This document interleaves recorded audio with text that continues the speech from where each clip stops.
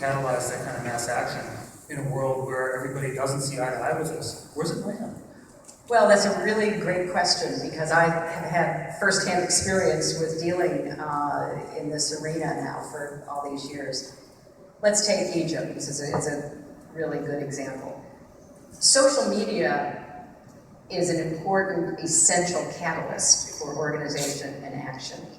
It is not a substitute for real-life organization and action. It has to be married up. So there's no doubt that Tahrir Square was driven by the social media that was, really out of the frustration by well-educated, concerned young Egyptians, and they didn't, they wanted to have an opportunity for a more open economy and more open society.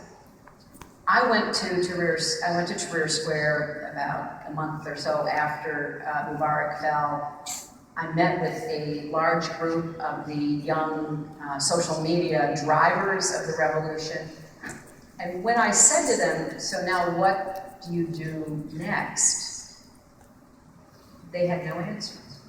I said, well, are you going to form a political party? Oh no, we hate politics. Okay. Are you going to support somebody who forms a political party? Oh no, we don't agree with anybody. How about trying to put together a coalition of different voices so that at least you have some vehicle in which to carry on the revolution? No, that's for others to do. And I left the room so depressed because it was clear.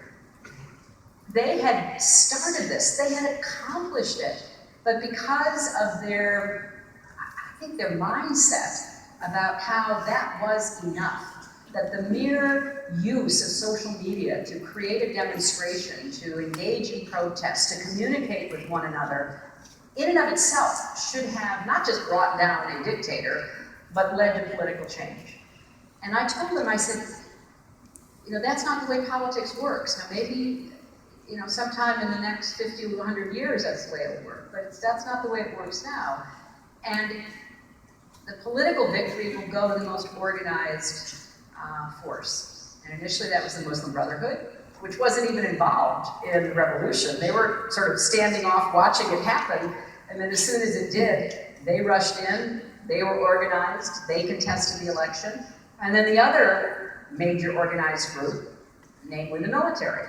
And so when the military was ready to move, they ousted the Muslim Brotherhood, and now they're going to run an election and elect one of their own. So I think that there is no doubt that social media in and of itself has an enormous transformative effect.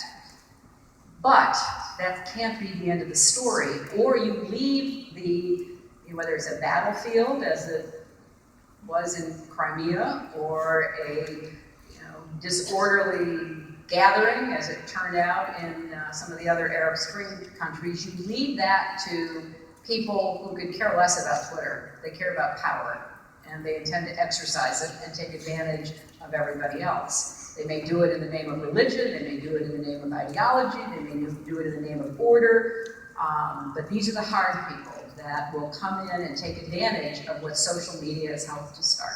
So as you all out there think about this, try to imagine how you can help promote innovation in politics. The Opti group in Serbia was an instrumental element in Egypt and has been in other places because they teach old-fashioned organizing.